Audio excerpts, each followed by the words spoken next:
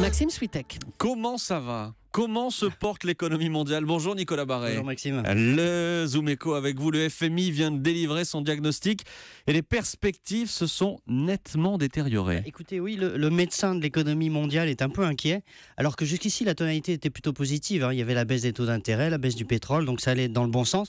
Seulement là, on a l'impression qu'il y a comme une ombre qui plane au-dessus de l'économie mondiale, laquelle devrait ralentir autour de 3,3% cette année. Cette ombre, elle s'appelle la Grèce ? Oui et non, c'est-à-dire que la crise grecque, c'est effectivement un élément. Le FMI d'ailleurs dit qu'il y aura d'autres crises comme ça, ponctuelles, dans différentes régions du monde. Mais ce qui inquiète vraiment, c'est que les deux gros moteurs de l'économie mondiale, les États-Unis et la Chine, ralentissent en même temps, avec un effet de contagion à chaque fois.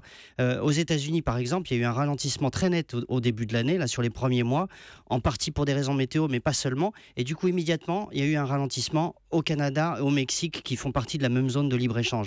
Et en Chine, c'est un peu la même chose. L'économie ralentit, du coup, les entreprises chinoises essayent de maintenir leur part de marché, essayent d'exporter davantage, donc baissent les prix, et donc écrasent la concurrence dans les pays voisins, donc et rendent la vie très difficile pour toute la région asiatique. Et alors l'Europe ?